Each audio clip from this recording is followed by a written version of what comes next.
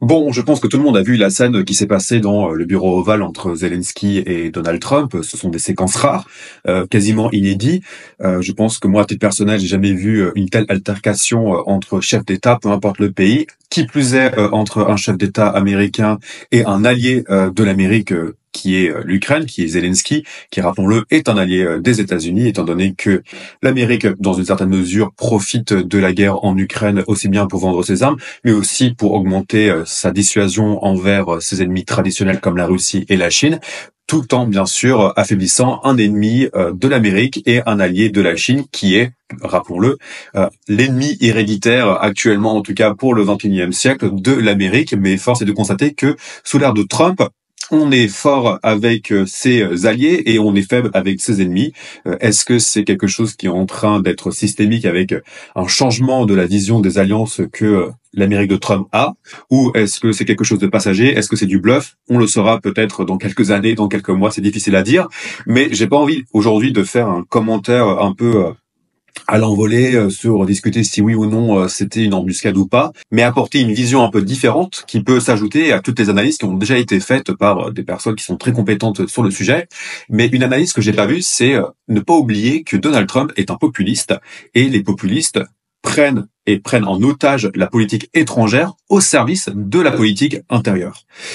Alors, il n'y a pas vraiment de définition du populisme, c'est quelque chose qui est très difficile à définir en tant que tel, mais on peut le résumer de manière assez simple en disant que c'est vraiment le concept politique de dire nous contre vous, nous par exemple le peuple contre les élites, nous les blancs contre les personnes racisées, nous les Américains contre le reste du monde. Donc le populisme, ça peut être ça peut être beaucoup de choses.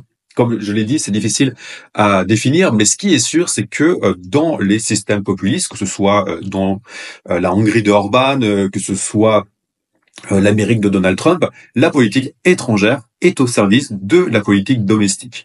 Et donc, si on analyse la séquence qui s'est passée, qui est d'ailleurs, je tiens à préciser, vraiment dramatique pour l'image de l'Amérique, mais il faut pas oublier que Donald Trump alors moi, j'aime souvent dire, est en campagne permanente. Trotsky avait théorisé la révolution permanente. Moi, j'ai l'impression, dans une certaine mesure, que Donald Trump a théorisé la campagne permanente. Il continue à parler de Obama, qui est plus président depuis une dizaine d'années. Il continue à parler de Joe Biden, qui, je suis désolé, on aime ou on n'aime pas Joe Biden, mais il est actuellement en train de manger des glaces dans un EHPAD quelque part, je sais pas où, dans l'Illinois. Donc, il continue à en parler, il continue à parler de Clinton. Donc Donald Trump est vraiment une personne qui est en campagne permanente. Et le but de Donald Trump n'est pas tant d'étendre sa base républicaine, parce qu'il est important de préciser que beaucoup de républicains sont choqués par la séquence qui s'est passée, parce que beaucoup de républicains qui ont voté pour Trump ont une vision du monde assez traditionnelle, celle de l'Amérique, phare de la liberté, qui défend ses alliés, etc., etc., mais qui ont voté pour Donald Trump parce que tout simplement, ils sont plus proches d'une vision politique que Donald Trump sur certains aspects peut véhiculer, et qui ont voté pour Donald Trump, mais qui sont outragés de voir un tel traitement d'un allié traditionnel des États-Unis, qui plus est devant les caméras du monde, dans le bureau ovale, qui est le symbole du pouvoir américain.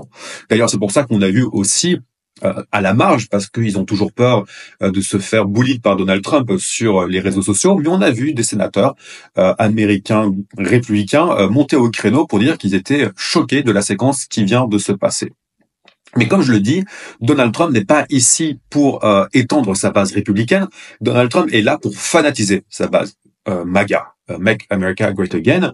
C'est pour ça aussi, dans une certaine mesure, qu'il a choisi quelqu'un comme J.D. Vance. Et beaucoup de commentateurs à l'époque avaient critiqué ce choix en disant que, en nommant quelqu'un comme J.D. Vance à la vice-présidente, il allait justement à l'encontre de l'extension de la base républicaine. Mais d'autres disaient que justement c'était une manière de fanatiser la base pour pouvoir justement augmenter le soutien de la base fanatisée qui allait faire de la prospection pour le camp MAGA. Et en fait, je pense, à titre personnel, ce à quoi on a assisté répondait beaucoup plus à des questions de politique intérieure, fanatiser la base MAGA, montrer America First, on défend les intérêts des Américains, etc., etc. Qui plus est avec l'Ukraine qui malheureusement est devenue un peu le symbole des dépenses américaines soi-disant inutiles. Il est important de préciser que dans les 180 milliards d'aides qui ont été données à l'Ukraine, 80 milliards sont allés directement dans le complexe militaro-industriel. 67 milliards sont des armes qui ont été envoyées à l'Ukraine et qui sont en fait des armes qui étaient dans des stocks de toute manière aux États-Unis et qui étaient très difficiles à recycler parce qu'il y a des lois qui obligent la manière de recycler des armes et qui coûte cher, tout simplement.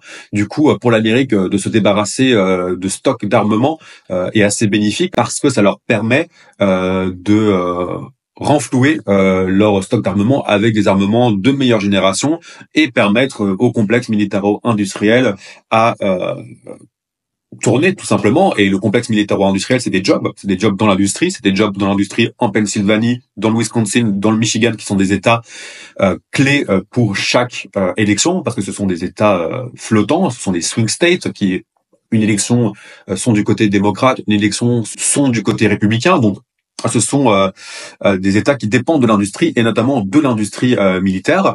Et après, le reste de l'aide, là, c'est vraiment de l'aide cash pour le budget de l'armée ukrainienne, de l'État ukrainien, etc., etc. Donc moi, je pense que vraiment cette séquence, il faut l'analyser au regard de la politique intérieure américaine, une volonté de Donald Trump de fanatiser la base MAGA.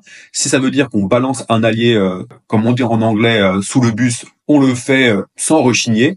Après, il est intéressant de voir quels seront les effets escomptés à moyen terme et long terme, parce qu'il est important de préciser que le soutien de Donald Trump est en train de s'éroder. Il a jamais été aussi bas dans les sondages, et c'est sûrement le président américain qui, après un mois dans le bureau ovale, est si bas dans les sondages. C'est pas forcément lié à l'Ukraine, c'est aussi lié à l'inflation, c'est lié au prix des œufs, c'est lié au fait qu'il est en train de couper aussi tout simplement la santé aux États-Unis avec Medicaid qui est coupé. Beaucoup de personnes ne sont pas forcément ravi de voir Elon Musk en train de saccager l'État social et ce qui restait plus ou moins de l'État social.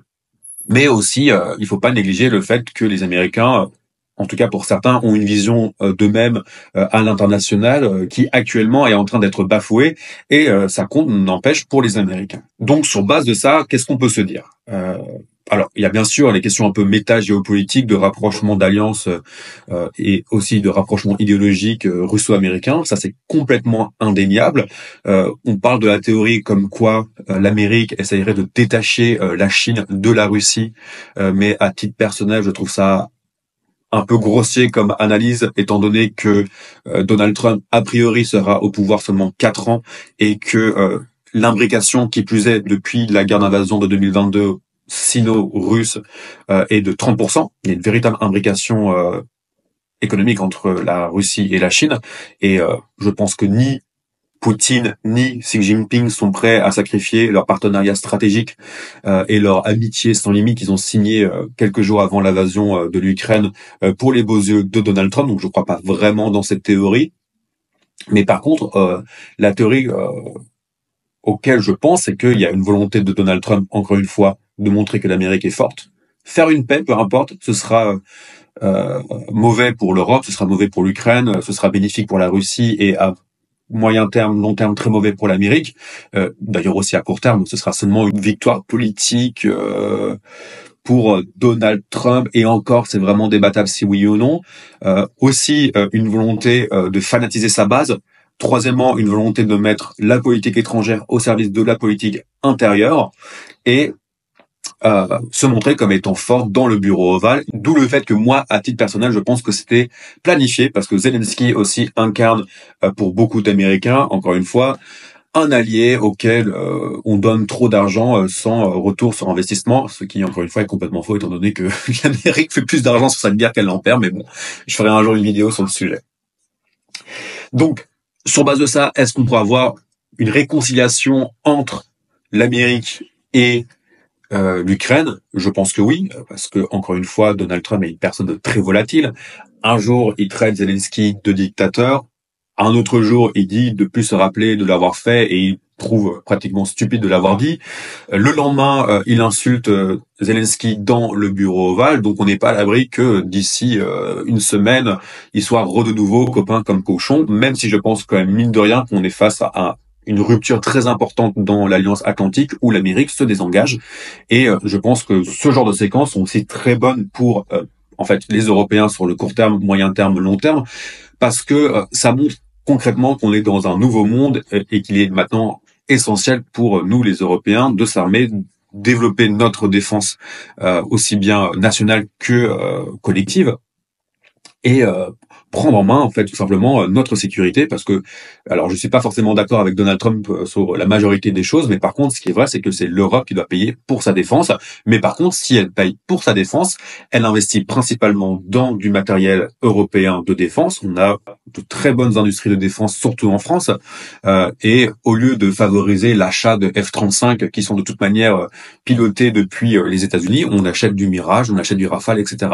D'où le fait d'ailleurs, pour la petite anecdote, que la défense industrielle américaine est en train de s'effondrer en bourse, tandis que la défense européenne, comme par exemple Rheinmetall en Allemagne, est en train de skyrocker comme jamais en bourse. Donc d'ailleurs, si vous voulez faire des investissements en défense, c'est le bon moment. Investissez dans la défense européenne parce que ça va aller de manière croissante. Donc aussi, et je vais conclure là-dessus, il y a bien sûr la question du deal sur les minerais. Moi, je pense que à terme, le deal sur les minerais va avoir lieu. Et je pense aussi que cette séquence participe aux négociations sur les minerais, qui est tout simplement, dans les faits, un accord cadre. Il est difficile de savoir. 90% de l'accord a plus ou moins été conclu. Peut-être que d'ailleurs Zelensky et Trump se sont engueulés sur les 10% qui restaient. C'est très possible. On n'est pas dans le secret des dieux, mais c'est possible. Mais moi, je pense que il y aura le deal sur les minerais parce que l'Amérique en a besoin, Trump en a besoin, encore une fois pour des raisons de politique intérieure, parce que encore une fois, Trump, je pense, à titre personnel, a quand même intérêt, d'un point de vue économique, à vendre des armes à l'Ukraine, de vendre des armes à l'Europe.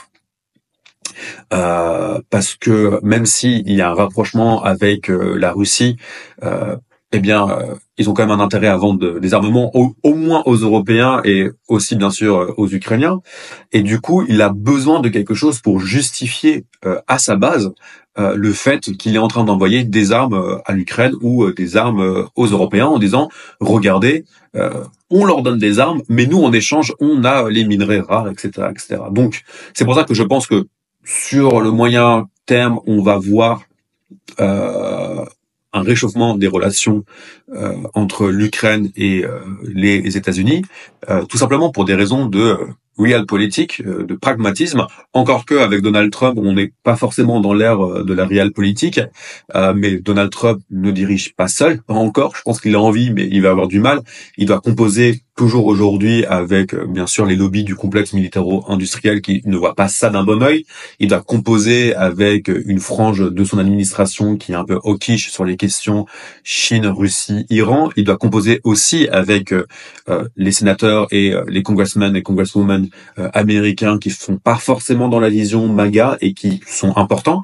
Il doit composer avec potentiellement dans 2 ans des midterms. Je dis potentiellement parce qu'avec Donald Trump, je sais pas si on est en train de faire face à un coup d'État institutionnel, pour être honnête. Mais potentiellement, dans 2 ans, il y a des midterms, donc il doit composer avec ça.